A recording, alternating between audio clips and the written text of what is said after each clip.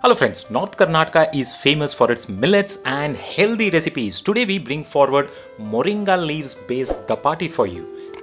In case if you haven't subscribed to our channel, please do subscribe and hit the bell icon to get the notifications.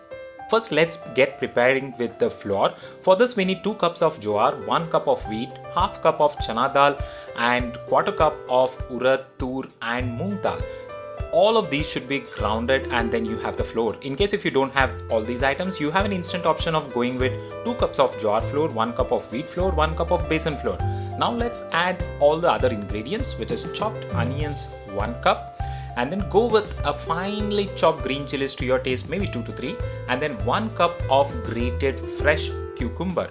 As we said, it's moringa leaves, so just go ahead and clean 1 to 1.5 cup of moringa leaves, wash them and chop them. Add salt as per your taste.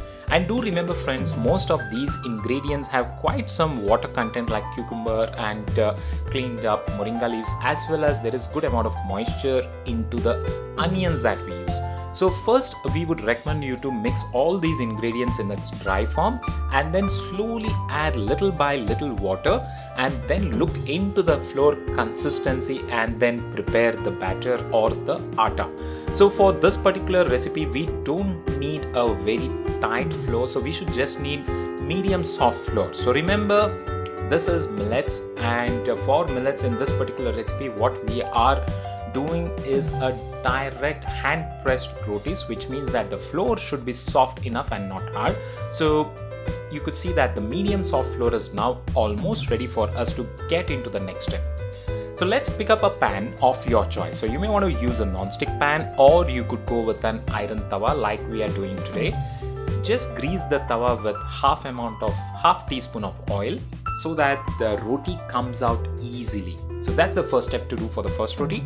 And then now take a ball of flour that we just prepared and let's start spreading the roti with our bare hands. So you don't need to roll it like a chapati or anything, just spread it because the flour is soft enough and that these are pretty easy to just keep rolling. So in case if you feel your hands are dry and the flour is not spreading easily, you could dip your hands in water, and with that moisture it just becomes easier to hand spread it. So you could see how easily we are able to do it. This is not at all difficult, and because it's millet, it's gluten free, as well as we've added a lot of dals and pulses, and also it's quite healthy.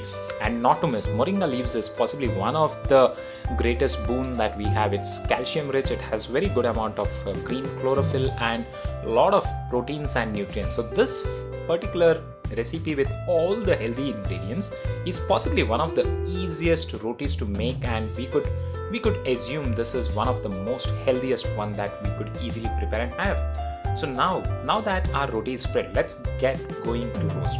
It is pretty simple friends, so just keep it on to the gas stove and roast it like any other chapati rotis or so. But I would suggest you to go ahead and roast it with ghee because it's a healthy mixture of contents.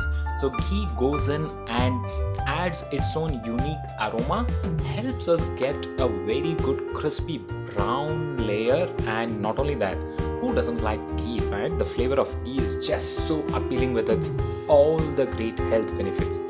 Looks like our roti is almost done while we've been talking about the benefits of the dish. Now let's flip it over and roast it on the other side as well for a minute or two. We got to do this beautiful and healthy roti so easily friends. It's just so delicious and very easy, instant to do it, right? Please go ahead and definitely try this recipe out at your place. Enjoy the health benefits of it and do not forget to share us your feedback. Happy living and thank you for watching.